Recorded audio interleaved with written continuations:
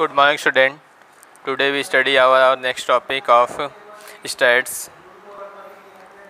इस वीडियो हम पढ़ेंगे रिक्विसाइट आप ए गुड सैंपल मीन्स एक अच्छे सैंपल के लिए क्या क्या खासियत होनी चाहिए, कौन कौन सी बातों को हमको फॉलो करना चाहिए।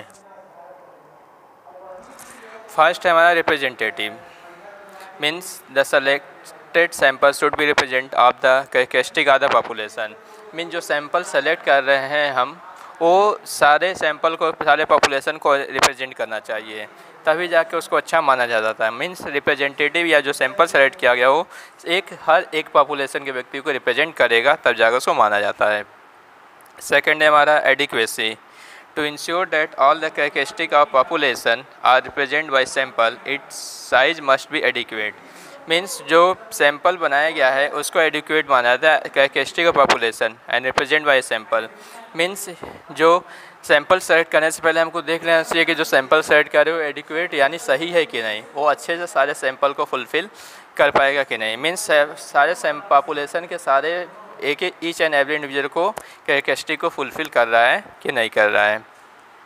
थर्ड है हमारा homogeneity. As far as possible the population from which a sample is to be obtain should be homogeneous. Homogeneity means as far as possible the population from which a sample is to be obtained should be homogeneous. Means homogeneous मतलब होता है एक तरह, मतलब जो sample select कर रहे हो वो सभी को रिप्रेजेंट करेगा और सब में सेम फीचर्स या क्वालिटी या कैरेक्टरिस्टिक अवेलेबल होना चाहिए, तभी जाकर उसको हम एक अच्छा सैंपल मान सकते हैं। फोर्थ है हमारा independence of selected sample unit. Means the selection of various item of population in sample should be done independently on each. Means जो सैंपल सेलेक्ट करें किसी एक को ना सेलेक्ट करना, एट रैंडम जब चाहें तब किसी को भी सैंपल सेलेक्ट कर बनाया जा सकता है और उसको मतलब सेम फीचर्स होने चाहिए। इसलिए मतलब कोई बाउंडेशन नहीं होता है कि एक ही को बार बार सैंपल के रूप में सेलेक्ट किया जाए, मतलब फ्रीली किसी को भी एट रैंडम सेलेक्ट किया जा सकता है। नेक्स्ट है हमारा match with the objective investigation. Mean जो हमारा सैंपल सेलेक्ट होता है वो हमारा ऑब्जेक्टिव और से मैच करना चाहिए, यानी किस उद्देश्य से सैंपल बनाया गया उससे वो मैच करेगा, तभी जाके उसको अच्छा सैंपल माना जाता है। Means to have correct picture of problem under investigation it is important to draw a sample keeping in view of objective of investigation. Means sample select करने से पहले हमको करेक्ट पिक्चर पता होना चाहिए, यानी कि हमारा सैंपल सेलेक्ट करने का ऑब्जेक्टिव क्या है, किस उद्देश्य से हम उसको सेलेक्ट कर रहे हैं, तभी जाके हम अच्छा सैंपल मान सकते हैं। तो ये सारे फीचर्स हैं हमारे एक गुड सैंपल में। पहला था रिप्रेजेंटेटिव, सेकेंड था एडिक्वेसी, थर्ड था होमोजेनिटी, नेक्स्ट था independence of selected sample, last था हमारा match with the objective of investigation. ये सारे क्वालिटी होने चाहिए एक अच्छे सैंपल में। नेक्स्ट टॉपिक हम पढ़ेंगे merits of sampling method. Means एक अच्छे सैम्पलिंग मेथड्स के क्या क्या मेरिट्स होते हैं। पहला है reduce cost. Means it is more economical than census technique as the task of collection and analysis of data is confined only to a fraction of population. Means इसको reduce cost इसलिए कहा जाता है क्योंकि इसमें हर एक पॉपुलेशन की unit को हम सेलेक्ट नहीं करते हैं, किसी एक को सेलेक्ट करते हैं, उसी के बेस पे सबको जज कर दिया जाता है कि सारे सैंपल सही हैं। तो सैम्पलिंग मेथड रिड्यूस कॉस्ट यानी कॉस्ट को रिड्यूस करती है, क्योंकि एक कोई बेस पे हम सबको जज कर रहे हैं, इसमें कॉस्ट बहुत कम आता है। नेक्स्ट है हमारा ग्रेटर एक्यूरेसी।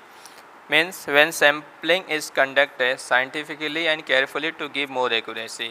मीन जो सैंपल सेलेक्ट किया जाता है वो एक्यूरेट होना चाहिए, एक्यूरेट नहीं होगा तो सबको रिप्रेजेंट नहीं कर पाएगा। मीन जो सैंपल होता है उसको एक्यूरेट होने से क्या होता है, सब में सेम फीचर या सेम क्वालिटी अवेलेबल होती है। नेक्स्ट हमारा greater scope. There can be investigator where highly trained investigator equipment are needed to collect information.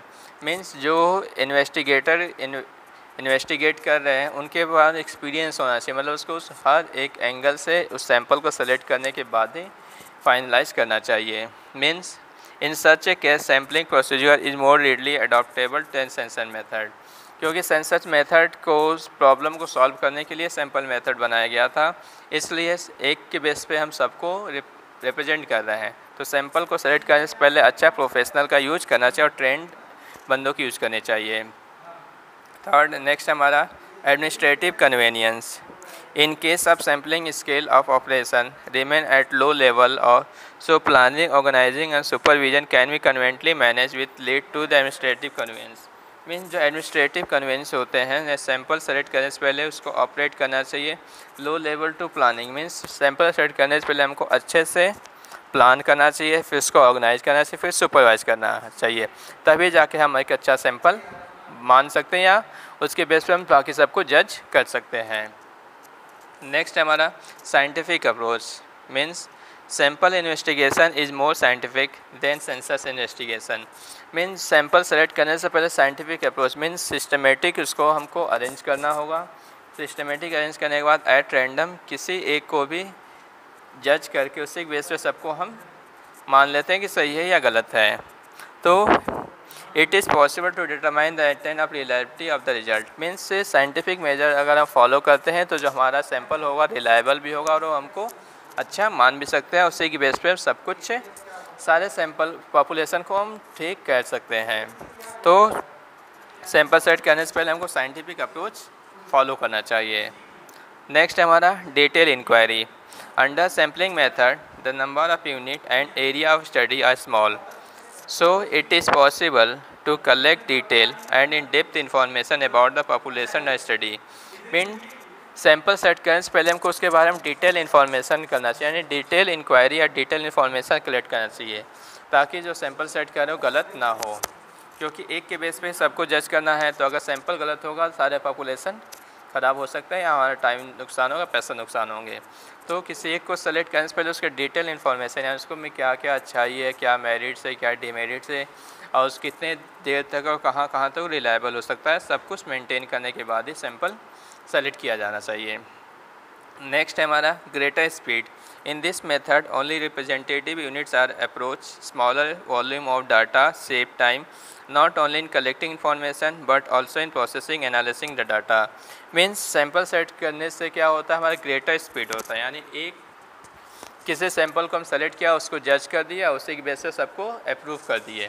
तो यानी स्पीड जो होता है यानी डाटा के एक्यूरेट मतलब कम टाइम में ही स्मॉल टाइम में ज़्यादा से ज़्यादा हमारे पास कलेक्ट हो जाता है और उसी के बेस से एक्यूरेसी भी हम मेजर कर लेते हैं कि अगर उस सैंपल में वो एक्यूरेसी अवेलेबल है तो सारे में वो एक्यूरेसी अवेलेबल होती है। तो मीन्स ग्रेटर स्कोप होता है, मतलब इसका स्पीड ज़्यादा होता है, ज़्यादा होता है क्योंकि एक के बेस पे ही हम सबको जज कर रहे हैं।